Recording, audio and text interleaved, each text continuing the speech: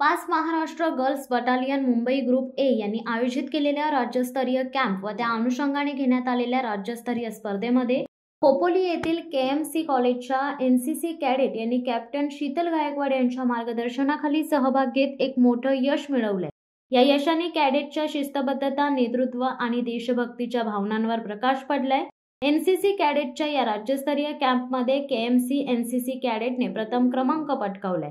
दरम्यान एनसीसी कॅडेटचा राज्यस्तरीय कॅम्पमध्ये प्रथम क्रमांक मिळवणे हे केवळ एक यश नाहीये, तर ते विद्यार्थ्यांच्या विकासासाठी एक प्रेरणादायी उदाहरण आहे, जे त्यांच्यात शिस्त, नेतृत्व आणि देशभक्तीच्या भावना वाढवते, जो एनसीसीच्या मुख्य मूल्यांपैकी एक आहे।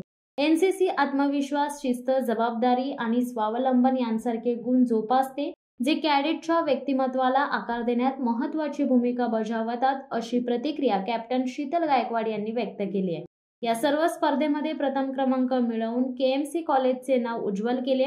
2025-26 मध्ये ठाकूर कॉलेज येथे नुकत्याच झालेल्या सीएसटीसी व टीएससी या राज्यस्तरीय कॅम्पमध्ये कॅप्टन शीतल गायकवाड या स्वतः विद्यार्थ्यांना घेऊन गेल्या व स्पर्धेमध्ये सीजीटी कृष्णाई महाडिक हिने सोलो नृत्यामध्ये प्रथम पारितोषिक मिळवले।